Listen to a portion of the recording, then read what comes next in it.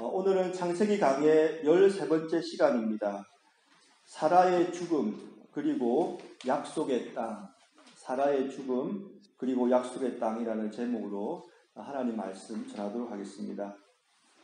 여러분이 잘 아시겠지만 8899 1234라는 말이 있습니다. 아마 여러분 들어보셨을 겁니다.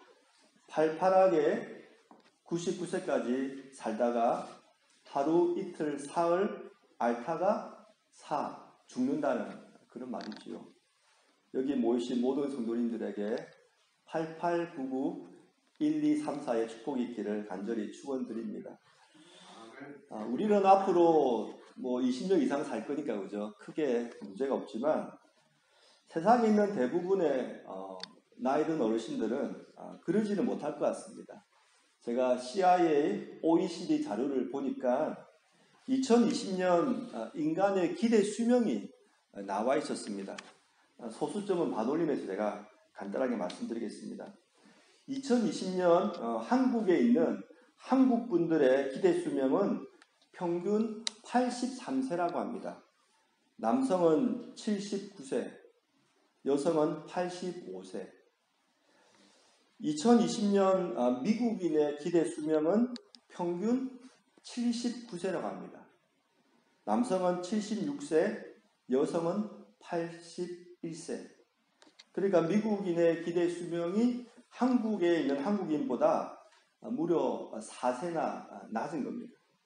그런데 흥미로운 것이 하나 있었습니다. 그것이 뭐냐면 미국인들 중에서도 미국이 다민족 국가니까 인종별로 살펴봤을 때는 이 통계가 뒤집어집니다. 미국인 중에서 가장 기대 수명이 낮은 인종은 아프리칸 아메리칸으로 75세였습니다. 미국인이 79세가 평균이니까 약 4세가 아프리칸 아메리칸들은 더 낮은 거죠. 그리고 미국인 중에서 가장 기대 수명이 높은 인종은 아시안 아메리칸이었습니다. 86세. 그러니까 미국인 평균 기대 수명보다도 7세가 높고 한국에 사시는 한국인보다도 3세가 더 높은 거죠.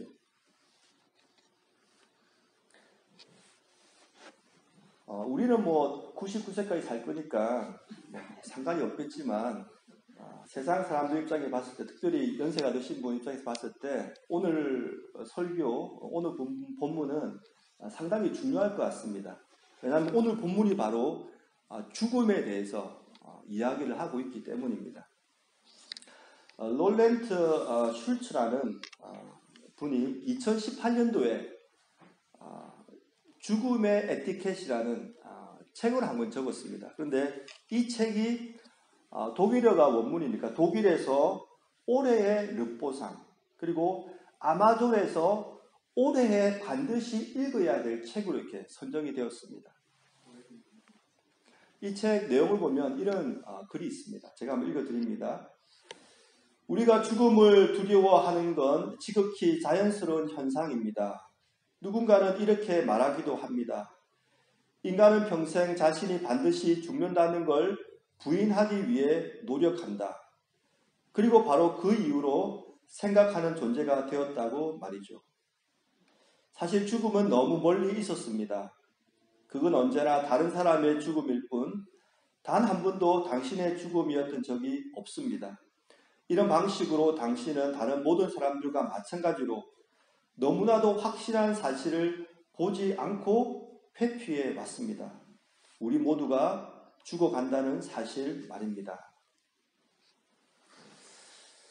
오늘은 모든 사람이 다 회피하고 싶은 이 죽음에 대해서 오늘 본문을 중심으로 성경이 말하는 죽음에 대해서 조금 살펴보고자 합니다. 먼저 본문의 개요에 대해서, 창세기 23장의 개요에 대해서 먼저 간략하게 설명을 드리겠습니다. 창세기 23장, 24장, 25장은 이스라엘의 제1대 족장 아브라함의 시대가 저물고 제2대 족장 이삭의 시대가 도래한다는 이야기를 들려주고 있습니다. 오늘 본문 창세기 23장에는 아브라함의 아내 사레가 죽는 이야기가 나오지요. 그리고 그 다음 장 24장에서는 아브라함의 아들 이삭이 결혼하는 이야기가 나옵니다. 그리고 그 다음 장 25장에는 아브라함이 이제 죽는 이야기가 드디어 나오는 것입니다. 이렇게 한 세대가 가고 다음 세대가 오면서 아브라함의 시대가 이제 저물어 가는 것입니다. 오늘 본문 보니까 이렇게 시작을 하고 있습니다. 사라가 127세를 살았으니 이것이 곧 사라가 누린 햇수라. 여기 보면 사라는 127세에 세상을 떠났다고 기록하고 있습니다. 그런데 이 본문이 유일하게 성경에서 여성이 죽은 나이를 기록한 본문입니다. 그러니까 성경에 유명한 여성들이 많이 나와도 그분들이 언제 몇 살에 죽었는지는 그 기록이 나와 있지 않다는 것입니다. 그런데 우리가 분명히 알 수 있는 것은 성경 여러 군데에서 이미 아브라함과 사라가 나이가 많이 들어가지고 이삭을 낳았다고 기록을 하고 있기 때문에 지금 127세에 사라가 죽은 것은 분명히 노인의 죽음이었다고 우리가 말할 수는 있을 것 같습니다. 그런데 오늘 본문을 우리가 좀 쭉 읽어가다 보면은 이 창세기 저자의 초점이 단순히 사라의 죽음에 있는 것 같지는 않습니다. 왜냐하면 사라의 죽음에 대해서 설명한 그 구절은 단 1절과 2절밖에 없습니다. 그리고 그 다음 3절부터 쭉 나오는 20절까지 나오는 게 뭐냐면 사라의 죽음을 계기로 아브라함이 가나안 땅의 일부를 사게 되었다. 즉 막벨라 굴을 사게 되었다는 이야기가 훨씬 더 분량이 많은 것입니다. 그렇다면 사라의 죽음 그리고 아브라함이 가나안 땅의 일부를 구입했다는 것 도대체 무슨 연관이 있을까요? 이 질문에 답하는 것이 바로 오늘 설교의 핵심이라고 볼 수가 있습니다. 제가 세 가지로 나누어서 설명을 해드리겠습니다. 첫 번째는 창세기 23장 안에서의 본문의 의미이고 두 번째는 창세기 전체에서 혹은 모세오경 전체에서 본문이 주는 의미이고 마지막 세 번째는 성경 전체에서 본문이 주는 의미입니다. 이것을 간단하게 좁은 의미, 중간 의미, 넓은 의미라고도 말할 수 있을 것 같습니다. 먼저 좁은 의미, 창세기 23장에서의 본문의 의미에 대해서 살펴보겠습니다. 우리 다 함께 1절부터 4절까지 함께 한번 읽으면 좋겠습니다. 시작. 사라가 127세를 살았으니 이것이 곧 사라가 누린 햇수라. 사라가 가나안 땅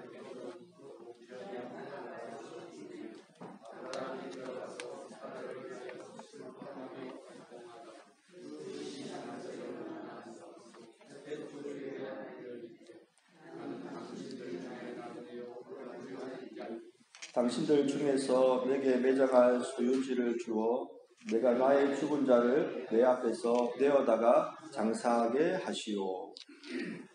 사라가 죽은 후에 아브라함이 첫 번째로 한 행동은 슬퍼하며 애통한 것입니다. 2절에 나와 있죠. 아브라함이 들어가서 사라를 위하여 슬퍼하며 애통하다가 간혹 그리스도인들 중에서도 가족이나 친구를 잃은 분에게 울지 말라, 슬퍼하지 말라 이렇게 말하는 분이 계십니다. 이렇게 말하는 저희는 고인이 좋은 곳, 천국에 갔는데 왜 그렇게 슬퍼하느냐, 왜 그렇게 우느냐 이렇게 말하는 것입니다. 하지만 우리는 여기서 조심할 필요가 있습니다. 고인이 떠났을 때 우리가 슬퍼하고 우는 이유는 우리가 고인이 천국 갔다는 것을 믿지 못해서가 아니지요.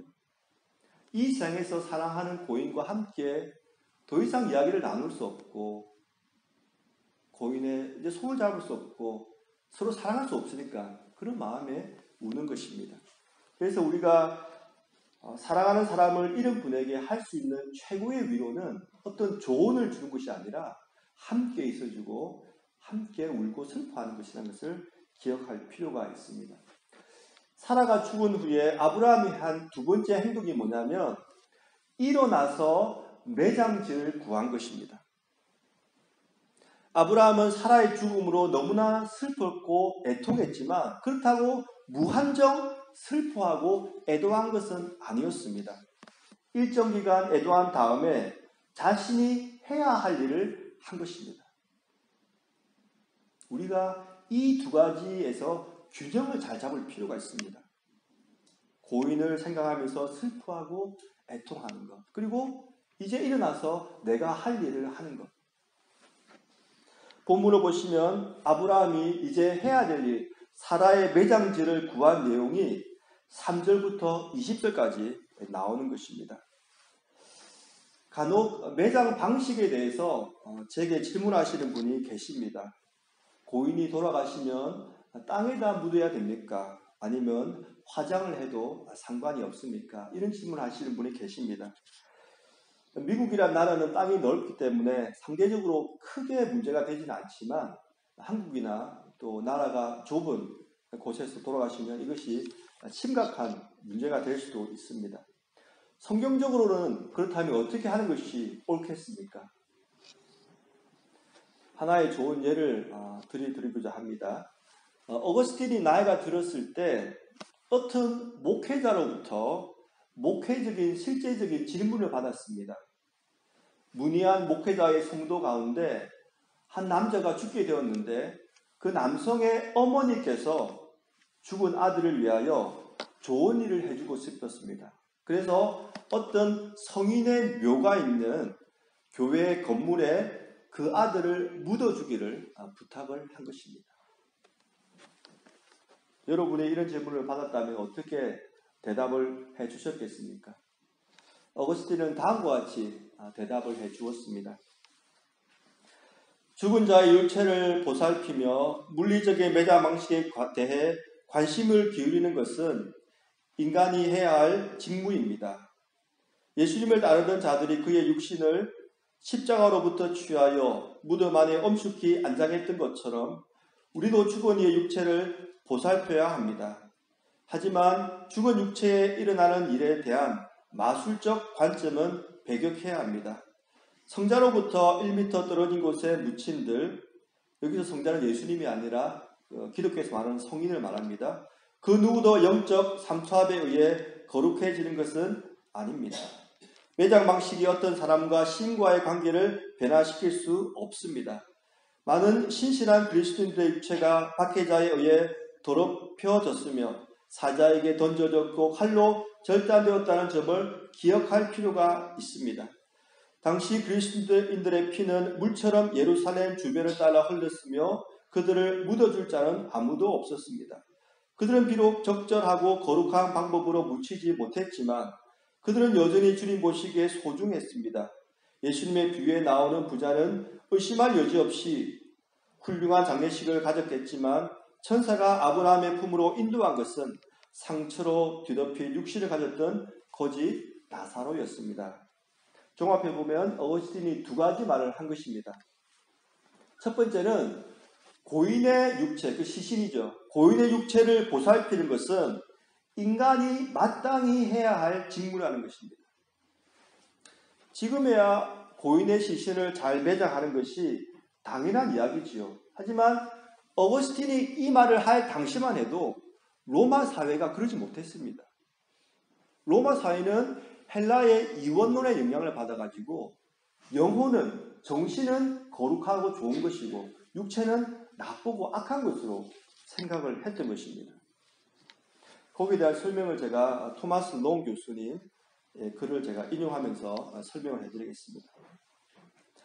로마인들에게 인간의 육체란 현자 플라톤이 가르친 대로 더럽혀진 그릇, 즉 육체로부터의 노임을 갈망하는 순수한 영혼에게 덕과도 같은 감옥이었다. 육체와 관련하여 로마인들을 가장 어리둥절하게 만든 점은 이 초기 기독교인들이 스스로 장의사의 역할을 자처했다는 점이다. 그들은 형제들의 시신을 매장하는 일에 자원할 뿐만 아니라 아무데나 아무런 의식조차 없이 내버려진 가난한 로마인들의 시신까지도 보살펴 주었다. 신학자 마갈렌 마일스가 지적했듯이 로마 사회에서 시체는 저주받은 것으로 간주되었으며 죽은 자의 시신을 보살피는 이해 못할 기독교인들의 행동은 지성적이고 정신에 똑바로 박힌 사람이라면 절대 하지 않을 짓이요. 빛을 피하여 도망치는 일이라고 생각되었다. 교양 있는 로마인들 눈에 이 미개한 기독교인들은 육체는 무시되고 경시되며 조동받아야 하는 것인 반면 존경받고 육성되어야 할 것은 정신이라는 점을 이해하지 못함으로 인해 잘못된 길에 들어선 것으로 보였다. 로마 사회에서는 죽은 고인의 시신을 잘 매장하는 것이 익숙하지 않았다는 것입니다. 이런 관점에서 볼 때 아브라함이 사라의 시신을 직접 매장지를 사서 잘 모신 것은 지극히 성경적인 관점이라고 우리가 볼 수가 있는 것입니다. 어거스틴이 두 번째로 한 것이 뭐냐면 미신적인 것을 배격한 것입니다. 비싼 장례식, 좋은 매장지, 그러니까 자리 좋은 매장지죠. 오늘 여기 어거스틴의 예를 보면 어떤 성인의 묘 옆에 좋은 자리에 매장하면 그 고인의 영혼이 그것으로 인해 천국을 갈 것이라는 그런 것은 미신이라는 것입니다. 그 예로 부자와 나사로의 이야기를 들었습니다. 부자는 분명히 비싼 장례식 그리고 좋은 매장지에 시신이 안장되었을 것입니다. 하지만 그의 영혼은 지옥을 갔지요.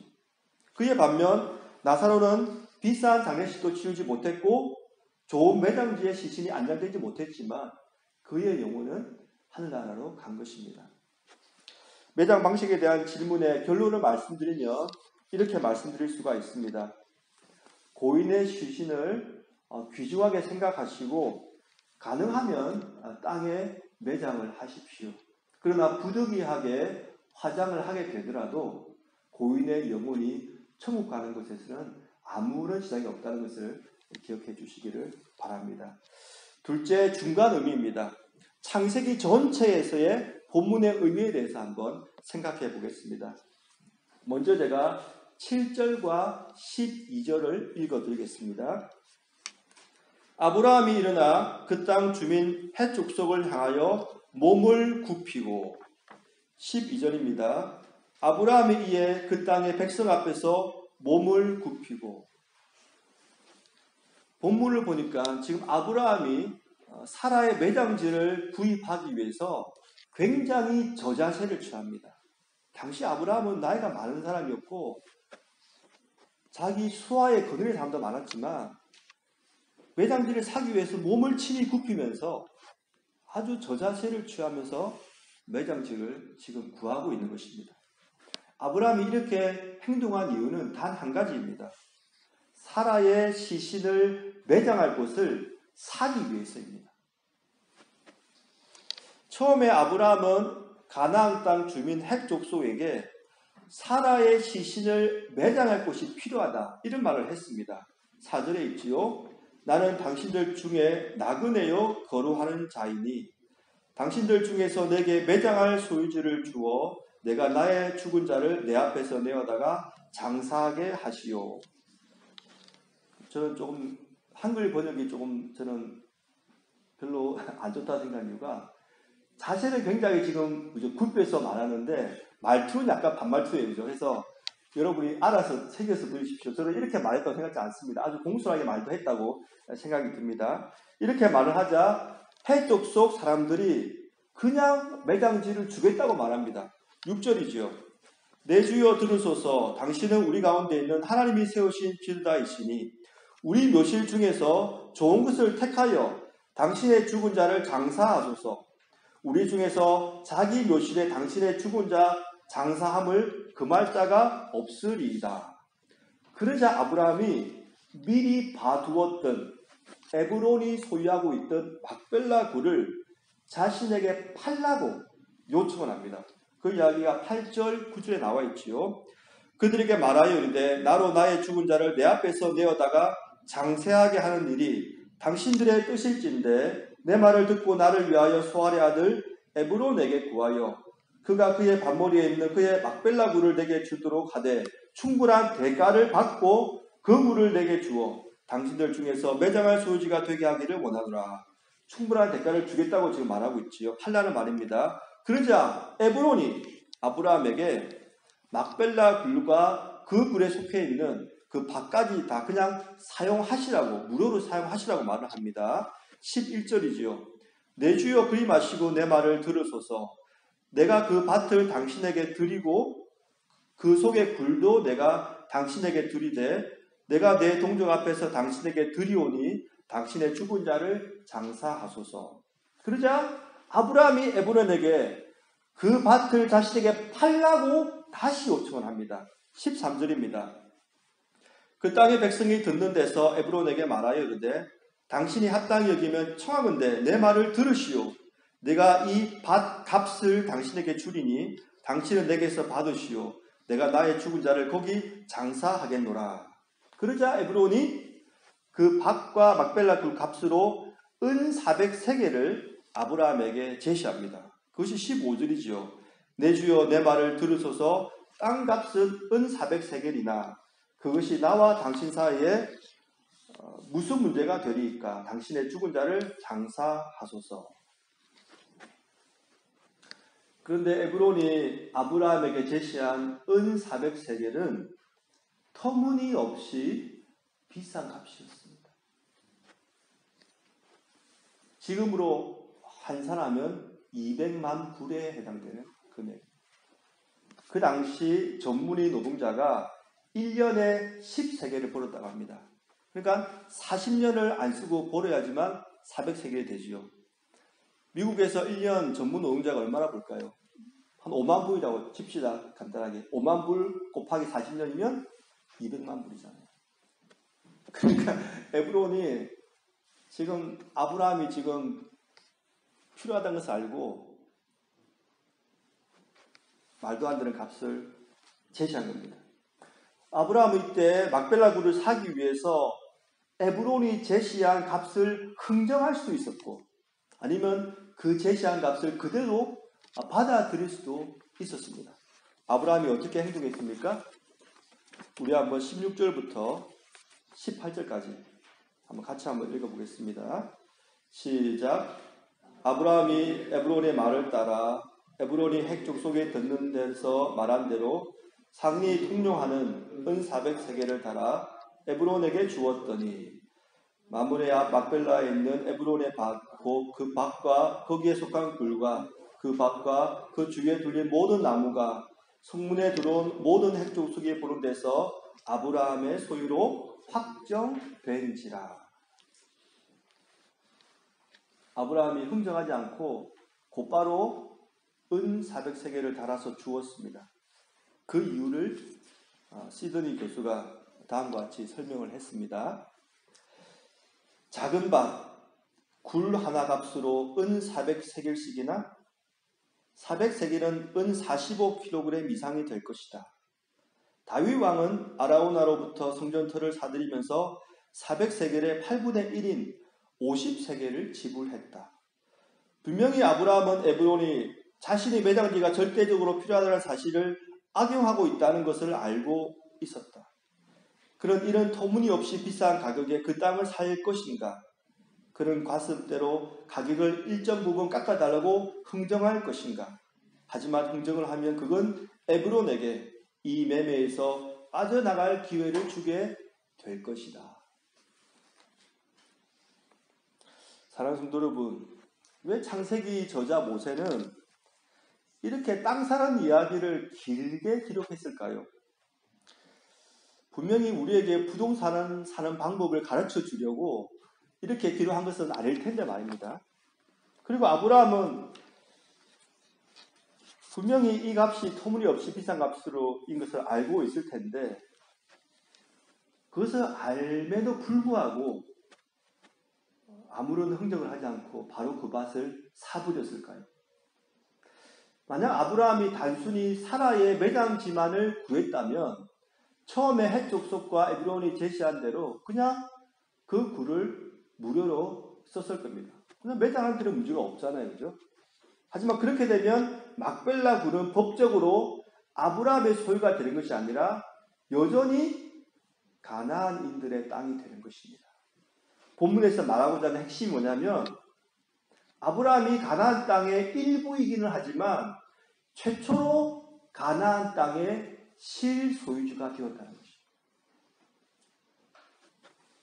이것은 하나님께서 아브라함에게 처음에 하셨던 그 약속이 드디어 이루어지기 시작하는 것이라고 볼 수가 있는 것입니다. 창세기 12장에서 하나님께서는 아브라함에게 내가 내게 보여줄 땅으로 가라고 말씀하셨잖아요. 그리고 그 다음 장인 창세기 13장에서는 가나안 땅을 너와 내 자손에게 주겠다고 그렇게 약속을 하셨습니다. 창세기 13장 14절 15절입니다. 롯이 아브라함을 떠난 후에 여호와께서 아브라함에게 이르시되 너는 눈을 들어 너 있는 곳에서 북쪽, 남쪽, 동쪽, 서쪽을 바라보라. 보이는 땅을 내가 너와 내 자손에게 주리니 영원히 이르리라. 이 하나님의 약속이 사라의 죽음을 계기로 62년 만에 드디어 성취가 된 것입니다. 사라가 127세에 죽었고 사라의 나이 65세 때 이 약속을 받았기 때문에 62년 만에 드디어 이 약속이 성취가 되는 것입니다. 그리고 이 이야기는 다른 한편으로 아브라함의 믿음의 표현이기도 합니다. 당시 문화에서는 사람이 죽으면 그 죽은 사람을 고향 땅에 묻어주는 것이 관습이었습니다. 알렌 로스 교수님의 설명을 들어보겠습니다. 당시에는 죽은 사람을 어디에 매장하느냐가 중요했다. 매장은 고향 땅에서 이루어져야 했다. 그러나 아브라함은 고향으로 돌아가지 않았다. 그는 그 지역 사람들에게 낯선 이방인이었지만 그의 희망은 그 땅에 있었다. 왜냐하면 하나님께서 아브라함에게 이 땅을 너와 내 후손에게 영원히 주겠다고 약속하셨기 때문에 그 약속을 믿고 이제 가나안 땅이 그의 고향이라고 믿었던 것입니다.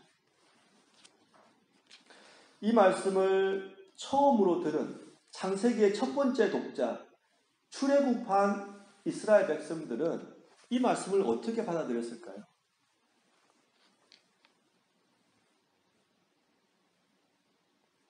하나님께서 우리가 지금 들어가고 있는 가나안 땅을 자신에게 이미 주신 땅으로 확신을 하면서 가나안 땅으로 들어갔겠지요. 그렇다면 이 말씀은 지금 우리에게는 어떤 교훈을 주고 있을까요? 우리도 아브라함처럼 하나님께서 우리에게 주시겠다고 약속하신 땅을 믿고 이 땅을 살아야 된다는 것입니다. 그리고 그 땅을 얻기 위해서 필요하다 하면 대가도 치러야 된다는 것이죠. 그렇다면 하나님께서 우리에게 약속하신 땅은 어디입니까? 성경에 보면 하나님께서 우리에게 약속하신 땅, 마치 하나님께서 아브라함에게 가나안 땅을 약속하신 것처럼 우리에게 약속하신 땅은 어디입니까? 솔리비타입니까? 뉴욕입니까? 한국입니까? 바로 천국이죠. 천국. 하나님께서 우리에게 약속하신 땅은 천국이에요. 그러니까 아브라함과 사라가 62년 동안 그 땅을 고대하고 하나님께서 나에게 주실 거라고 기대했는데 이 사라의 죽음을 통하여 62년 만에 그것이 이루어졌죠. 그리고 아브라함은 하나님의 말씀을 확실히 믿었기 때문에 자신의 고향 땅에 사라를 매장하지 않고 그 땅에 사라를 매장하게 되는 것입니다. 이제 마지막으로 넓은 의미, 성경 전체에서 사라의 죽음이 어떤 의미를 갖는지 말씀을 드리고자 합니다. 사라의 죽음은 우리에게 성도의 죽음에 대해서 이야기를 해줍니다. 왜냐하면 사라는 하나님을 믿는 사람이었잖아요. 그리고 하나님을 믿는 사람을 요즘 말로 하면 성도라고 부르지 않습니까? 그러니까 사라의 죽음을 좀 더 넓은 의미, 성경 전체의 의미로 보면 성도의 죽음에 대해서 우리가 생각해 볼 수 있다는 것입니다. 히브리서 말씀을 보니까 사라가 천국을 사모했다고 그렇게 이야기를 해주고 있습니다. 히브리서 11장 16절입니다. 그들이 이제는 더 나은 본향을 사모하니 그 본향이 곧 하늘에 있는 것이라. 그러니까 하늘에 있는 본향이니까 천국이죠. 히브리서 11장 문맥을 보면 그들은 누구를 말하냐면 바로 앞에 이야기 나오는 아브라함과 사라를 이야기합니다. 그렇기 때문에 사라도 역시 천국을 사모했다고 이렇게 기록을 하고 있는 것입니다. 그런데 사도 바울은 이 천국에 우리의 시민권이 있다고 이야기를 합니다. 빌립보서 3장 20절 말씀입니다. 그러나 우리의 시민권은 하늘에 있는지라. 여기서 우리가 주의해야 될 것이 하나 있습니다. 우리 그리스도인들은 원래 이 세상 사람인데 천국의 시민권을 가지는 것이 아니라는 것입니다. 그리스도인의 시민권은 원래 천국에 있는 것이라는 것입니다. 벤스 헤브너 목사님의 글을 제가 한번 읽어드립니다. 여러분이 그리스도인이라면 여러분은 천국에 가려고 노력하는 이 세상의 시민이 아닙니다. 여러분은 이 세상을 통과하여 천국으로 나아가는 천국의 시민입니다. 영어로 말씀드리면 뒷부분 이렇습니다. If you are a Christian, you are not a citizen of this world trying to get to heaven. You are a citizen of heaven making your way through this world. 그래서 그리스도인들은 이 세상에서 자신들이 나그네임을 알고 있고 장차 본향으로 돌아갈 것을 믿고 이 땅을 살아가는 것입니다. 워싱턴 사김의 교회 담임하시는 김영보 목사님의 글을 제가 잠시 인용해 드리겠습니다. 인간은 본질상 나그네입니다.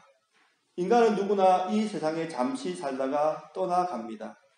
우리의 연수가 70이요 강건하면 80이라도 그 연수의 자랑은 수고와 슬픔뿐이요 신속히 가니 우리가 날아가나이다. 잘 살아야 80년이며 그것도 80일을 떠나 화살처럼 빠르게 지나갑니다.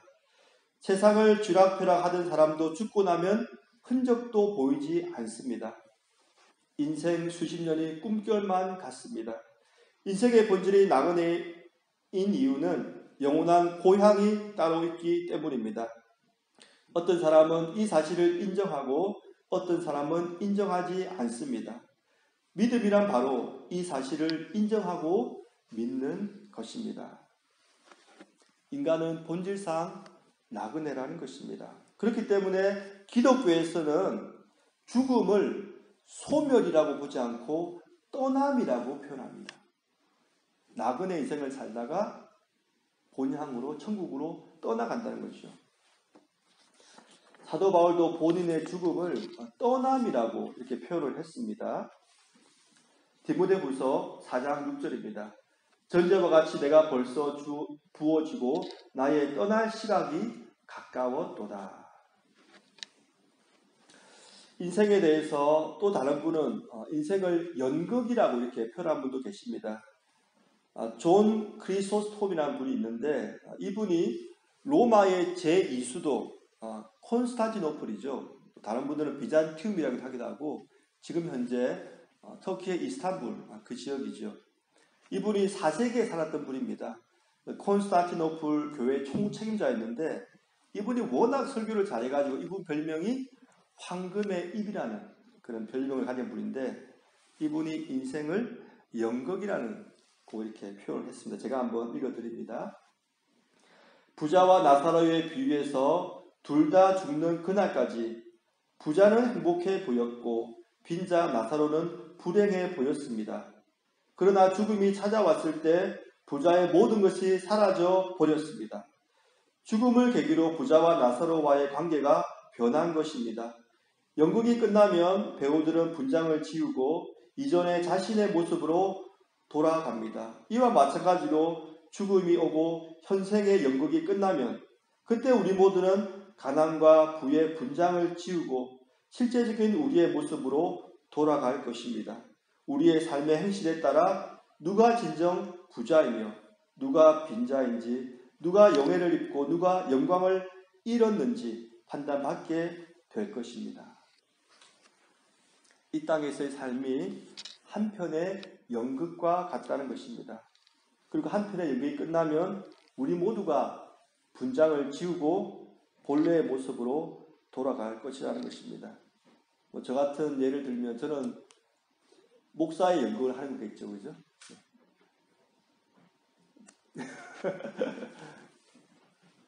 목사의 연극을 하는 거고, 어떤 분들은 그죠? 또 사업하시는 분은 사업의 연극을 하는 거죠. 근데 그게 연극이 이 세상을 살 때는 몇십 년 이렇게 길어 보이지만 영혼에 빗대어 보면은 짧은 연극과 같다는 거지요. 사랑하는 성도 여러분, 좋은 배우는 연극을 할 때 최선을 다해서 자기의 역할에 충실합니다. 그죠? 하지만 연극에서의 역할이 자신의 본 모습이 아니라는 것도 분명히 알고 있습니다. 우리도 마찬가지입니다. 이 세상에서 우리가 하나님께 받은 직업 또 사역 그 역할에 최선을 다해야 합니다. 하지만 이 연극이 끝날 때 우리의 본향으로 다시 돌아갈 것도 잊지 말아야 하는 것입니다. 마지막으로 이 말씀만 드리고 말씀을 맺겠습니다. 스페인의 초현실주의 화가인 파블로 피카소는 자신의 생애 마지막을 과학 연구, 특별히 의료 연구에 쏟았다고 합니다. 왜냐하면 자신의 수명을 150세까지 연장하고 싶었기 때문입니다. 하지만 그의 기대대로 수명이 150세까지 연장되었다 하더라도 그는 만족하지 못했을 것입니다. 왜냐하면 자신의 수명을 200세까지 연장하지는 못했기 때문입니다. 성경은 분명히 말합니다. 히브리서 9장 27절 한 번 죽는 것은 사람에게 정해진 것이요. 무슨 말입니까? 사람이 절대로 죽음을 피할 수는 없다는 것입니다. 우리가 유일하게 할 수 있는 것은 죽음을 피하는 것이 아니라 죽음을 잘 준비하는 것이라는 것입니다. 그렇다면 무엇이 죽음을 잘 준비하는 것일까요? 기독교에서 말하는 개념은 아주 간단합니다. 천국의 주인이신 하나님을 우리의 아버지로 모시면 됩니다. 그러면 우리가 하나님의 자녀이기 때문에 우리가 이 세상을 떠날 때 아버지께서 천국에서 우리를 환영해 주실 것입니다. 그런데 성경에서 말하는 우리가 하나님의 자녀가 되는 방법은 단 한 가지입니다. 바로 예수님을 믿는 것입니다. 요한복음 1장 12절에 이렇게 기록하고 있습니다. 영접하는 자 곧 그 이름을 믿는 자들에게는 하나님의 자녀가 되는 권세를 주셨으니. 사랑하는 성도 여러분, 우리가 하나님의 자녀가 되면은 우리도 이 세상을 떠날 때 예수님과 똑같은 기도를 드릴 수 있을 것입니다. 김영보 목사님의 설명을 마지막으로 제가 한번 읽어드립니다. 예수님은 아버지, 내 영혼을 아버지 손에 맡깁니다 라고 기도하고는 마지막 숨을 거두셨습니다. 이 기도는 유대인들의 취침 기도입니다. 잠을 자는 동안에 자신의 영혼이 어찌 될지 모르니 내일 아침에 일어날 때까지 영혼을 지켜달라는 기도입니다. 주님은 마치 한잠 자고 일어나실 것처럼 이렇게 기도하십니다. 그분의 죽음은 죽음이 아니라 잠이었습니다. 사랑하는 성도 여러분, 여기서 중요한 단어는 아버지입니다. 두 번 반복되지요. 아버지, 내 영혼을 아버지 손에 맡깁니다. 사랑하는 성도 여러분, 우리는 하나님을 아버지로 부를 수 있으십니까? 그렇다면 왜 죽음을 걱정하십니까? 천국의 주인이 우리 아버지이신데 말입니다. 우리가 한잠 자고 일어나면 그곳은 천국일 것입니다. 사랑하는 성도 여러분, 아직 하나님을 아버지로 부를 수 없으십니까? 그렇다면 왜 망설이십니까? 성경에서 분명하게 그 방법을 말해주고 있는데 말입니다. 예수님을 믿으십시오. 예수님을 여러분의 삶의 구주와 주님으로 영접하십시오. 그러면 우리 모두가